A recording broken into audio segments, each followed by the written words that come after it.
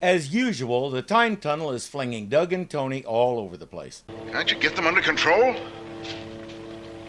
Stabilize them. We've been trying for 26 episodes now, General.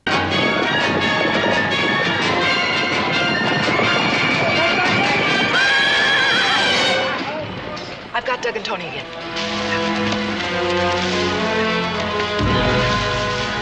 Also, as usual, it drops them into the middle of a war. Where are they, who's fighting, and what's the best way to avoid being part of it? Oriental. I believe the proper term today is Asian, at least in America. Beginning sometime during the Roman Empire, Europe became known as the West or the Occident, and all points east were the Orient, which is Latin for east. Now, if you live in Mongolia and you look east, we're the Orientals, and Europe is the Orient in relation to us. But keep in mind this is 1967. It's only been 3 years since we granted full civil rights to black people. And considering it took over 10 years to accomplish that, who knows how long it'll take to do the same for everyone. Sure is. Mongolian. Those were Mongols back there. Yeah, it's been a long time since I've studied Oriental history, Tony, but if my memory serves me right, this is the emblem of the great Khans. Genghis Khan? There were lots of Khans, but Genghis is the best known one, so we'll go with him.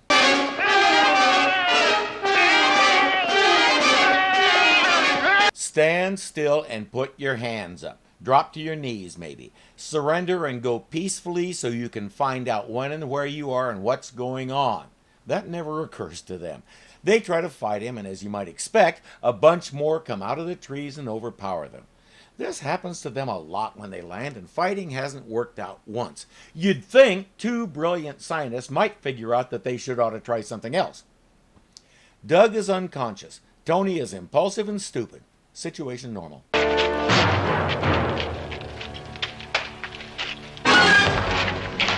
You're not! If he was able to identify that shield, then he should also know that kneeling in front of a ruler is a big thing in Mongol culture. Naturally, he'll keep trying not to do it. But the ruler lets him off the hook and lets him stand. You're Genghis Khan? Genghis Khan is dead. The whole world knows that. I am Batu, grandson and rightful heir. His goal is to fulfill his predecessor's dream and conquer the world. Something I've always wanted to know about that. Then what? What do you do with it? Feed your ego? Put down revolts here and there? It's the same question I had for those aliens who went around stealing protein and leaving dead planets behind them. Why not just establish trade? If the other place has something you need or want, it's likely you have something they need or want. So why not work it out amicably so you can keep trading for a long time? If you want resources from China or Europe, talk to them. Why do men always think of violence first? Speaking of violence, he wants to know where he can breach the walls of a nearby fort. We're travelers. We come from a distant place. I don't know anything about a fort. You disappoint me. You seem like such an intelligent man.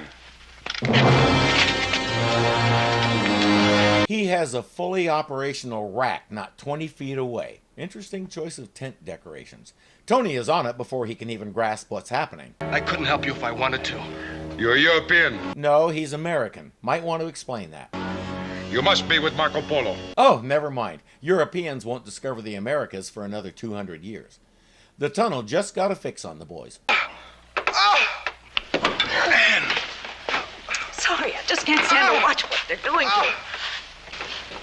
And if we're ever going to get them out of there alive, we can't do it without you. Our impulse is weakening. We're losing contact. We've lost them. That's all my fault. Here we go again. Somewhere around the French Revolution episode, Anne's spine turned to mush. There is no reason for her to do this. She's a trained scientist and she's watched much worse without flinching. This is the woman who literally stood up to God and said, "Prove you brought those walls down." I wish I knew why her character changed like this. Batu keeps trying to interrogate Tony until Tony loses consciousness. He leaves the man to stand guard and goes off to do something else.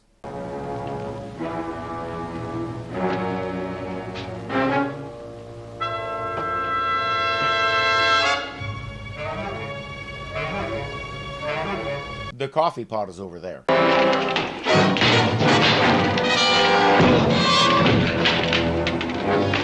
That was easy. Batu might want to take another look at that guy's resume.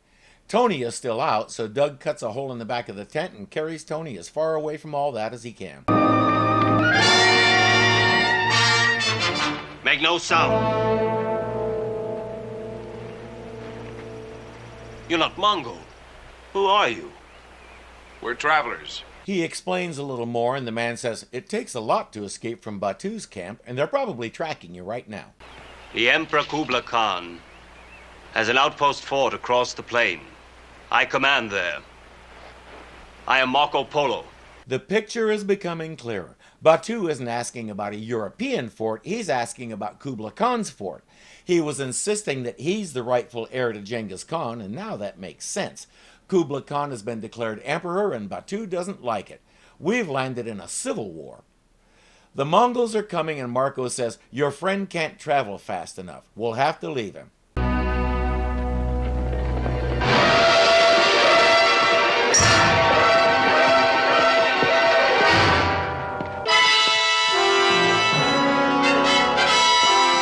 It's not working very well.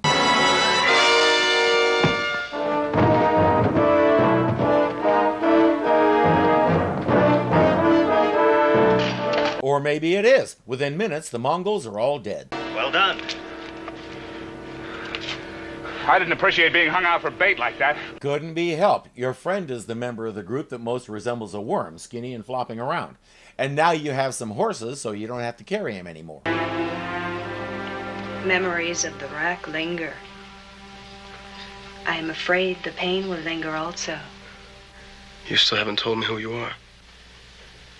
Sarit. 2 episodes ago, we saw Worker Z disappear somewhere into time. Now we know where she ended up. She knew Worker Z and all those numbers wouldn't do, and she had to change her name and wash off all the gold face paint. There must be more to it than that. Sarit doesn't seem to be enough for a girl as beautiful as you. And Tony's still trying to hit on her. 1,000,000 years in the future or 7 centuries in the past, he just can't get over her. Wait, please. There is so much I have to tell you.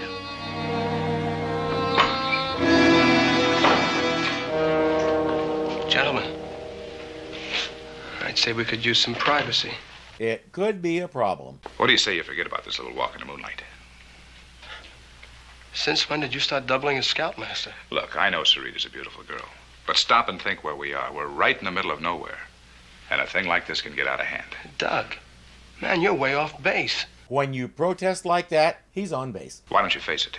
You're getting involved.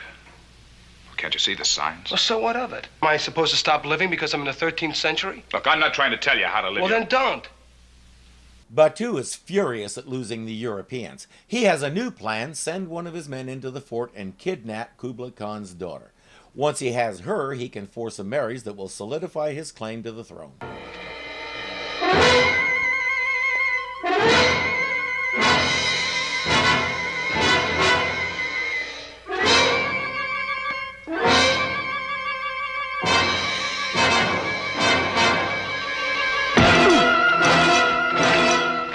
Guess who just happens to be the Khan's daughter? Yep, she's Princess Sarit, and now she's a hostage.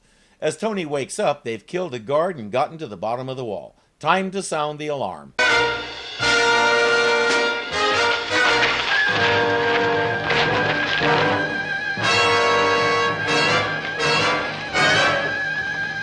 Or not. Instead, do what he usually does and find the stupidest course of action possible. Thanks to him doing that instead of screaming for help, they get away clean, and mostly unnoticed. I was escorting the princess to Venice to study the ways of Europe. Our caravans got as far as this fort. We could get no farther. Tony's a little mind-boggled that he's been wooing a princess, but that's not important right now. He says 1 or 2 men in Mongol clothes might be able to sneak into Batu's camp and rescue her. I wonder who he has in mind. Doug tells Marco, if this is your first trip back to Europe, I happen to know you have some special black powder with you. I can make a weapon out of it to help rescue Sarit. It never occurred to Marco that the stuff could be used as a weapon. That's right. Doug Phillips is responsible for showing Europeans how they could use this stuff to kill each other. Way to go, Doug. There's still time for you to head back to the fort if you want. Look, I thought we came out here to do a job. I came out to do it. I have a personal interest here. Just how personal? Could be that I found something here that interests me. Doug tries to explain that their reality is 1968 in the time tunnel. Tony isn't so sure. This most definitely feels real, and that rack he was on was about as real as it gets. Get that fix back. We're going to try to transfer them. Maybe we shouldn't. Well, I mean, if he's found someone that he could be happy with, really happy with, maybe we don't have any right to take him away. What you didn't have a right to do was put him there in the first place. He doesn't belong there, and if he stayed, who knows what he would do to the gene pool, among other things. He landed here at random through a machine that interferes with time. He can't stay and corrupt the past like that. Remember the good old days when Anne was a scientist?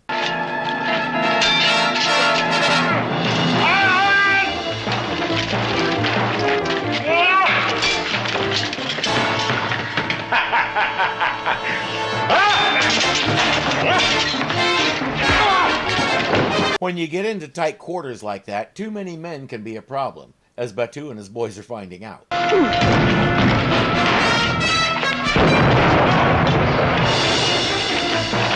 Soon enough, they're back at the fort. Sarita's safe. I knew you would come for me. I knew, and I was not afraid. Would you like to see my etchings?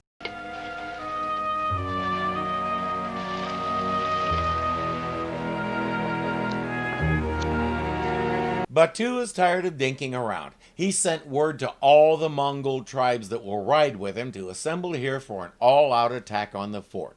Within hours, he has more horsemen than he can count. They've been gathering for hours. How long do you think before they'll attack? Almost any time now. And I'd say the advantage is all theirs. General Kirk is determined to try and improve the odds by sending some modern weapons back to them. That seems like a terrible idea to me, because what about the aftermath? You might use some cannons to save the fort, but then what happens to the equipment? You've given the Europeans gunpowder and cannons centuries before they're supposed to have it. Nobody thinks of these things. Now!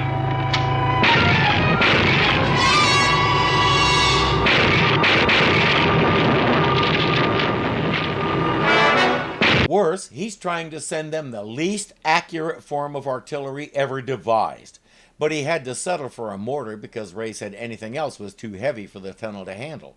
And the tunnel didn't send it anyway, so it really doesn't matter. It's Batu, under a flag of truce. Bring him to my quarters. He offers to spare everyone in the fort if they give up Sarit. She, Marco, Tony, and Doug all know his word isn't worth horse droppings and he'll attack anyway. No deal. The hordes are attacking and it's not going well for the fort. Anne still has it in her head that they shouldn't switch Tony because he's found love. I wonder how long she thinks their love is going to survive this.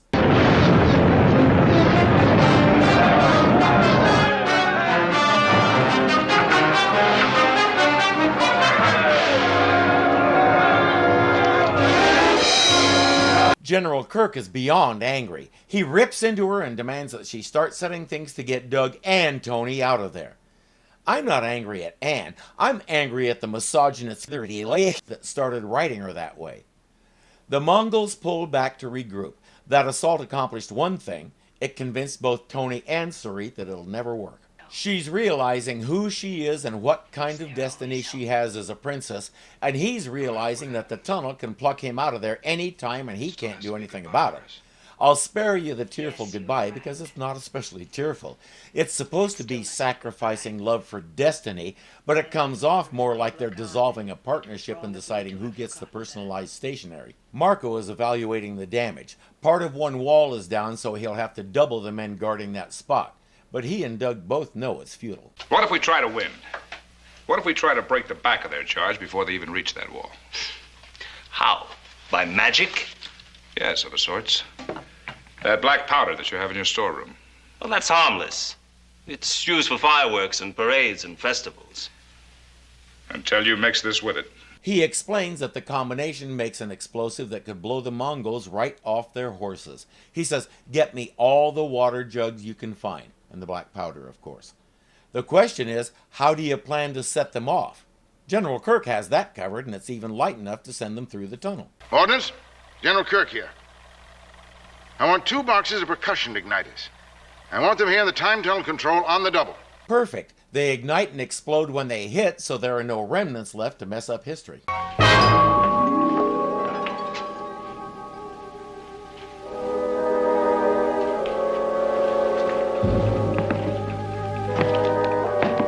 They must have a fix on us, Tony. In other news, the moon orbits the Earth.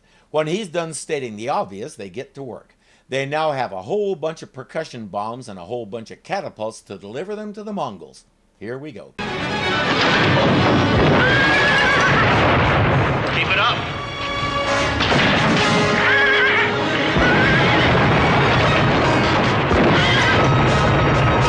I dare say it's working. Once the bombs have softened them up, Marco's forces charge out and rout the Mongols good. They won't be back for quite a while. Time to transfer our boys. What's the trouble? Feedback. A bad one. They're frozen in time. If we don't get them moving within a few seconds, they'll be burned to death. Can you send them back to where they were? Well, we can try it. Reverse. No!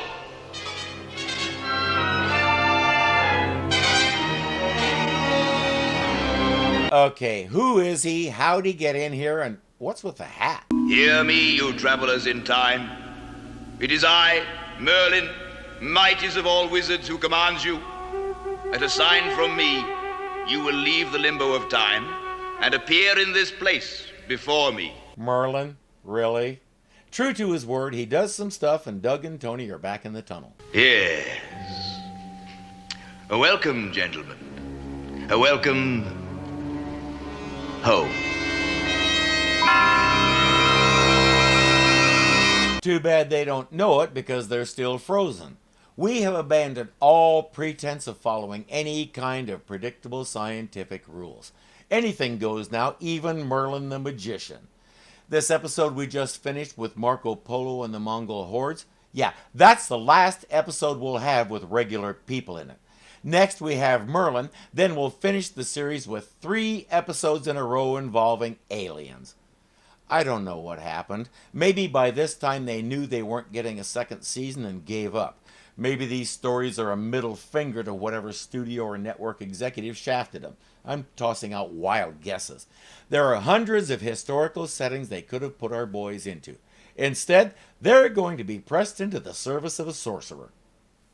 Oh, goody.